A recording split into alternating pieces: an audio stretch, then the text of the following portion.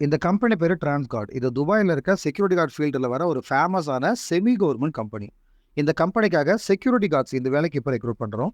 இந்த வேலைக்கு அப்ளை பண்றதுக்கு எக்ஸ்பீரியன்ஸ் இருக்கணுன்ற அவசியம் இல்ல. நீங்க ஃப்ரெஷரா இருந்தாலே தாராளமா இந்த வேலைக்கு அப்ளை பண்ணலாம். நெறைய ஆளுங்க தேவைப்படுறாங்க.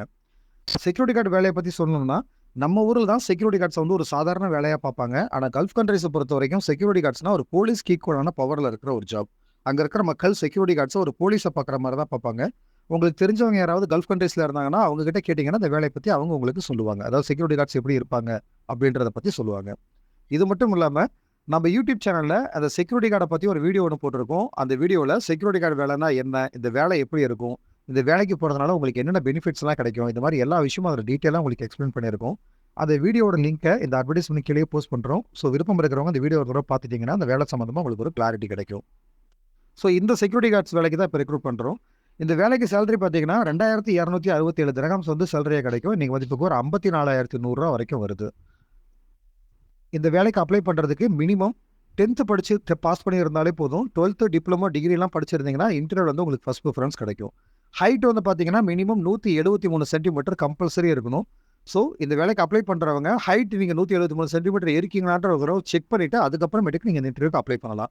நான் ஒண்ணு 173 இருக்கணும். இல்லன்னா அதுக்கு மேல இருந்தா தான் அந்த கம்பெனிக்கு அப்ளை பண்ண முடியும். அதுக்கு கீழ இருந்தா கண்டிப்பா இந்த கம்பெனில அக்செப்ட் பண்ணிக்க மாட்டாங்க. இங்கிலீஷ் வந்து நல்லா பேச தெரியணும் சார். மத்த செக்யூரிட்டி கார்ட்ஸ் கம்பெனிலலாம் வந்து பேசிக் இங்கிலீஷ் தெரிஞ்சாலே எடுத்துப்பாங்க.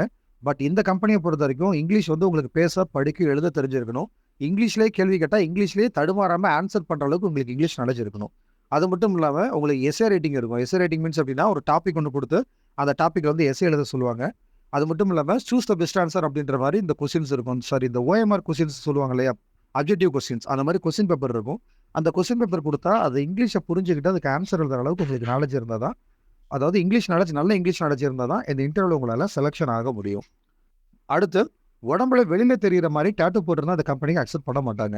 இப்ப ஷோல்டர்ல, செஸ்ட்ல இந்த மாரி இடங்கள்ல நீங்க டாட்டூ போட்டிருந்தீங்கன்னா, அது பிரச்சனை இல்ல. அது வந்து ஷர்ட் போட்டா கவர் ஆயிடும். வெளில தெரியாது. ஆனா அந்த முழங்கைக்கு கீழ, கைவிரல், கழுத்து இந்த மாரி இடங்கள்ல டாட்டூ போட்டிருந்தா மட்டும் இந்த வேலைக்கு கண்டிப்பா அப்ளை பண்ண முடியாது.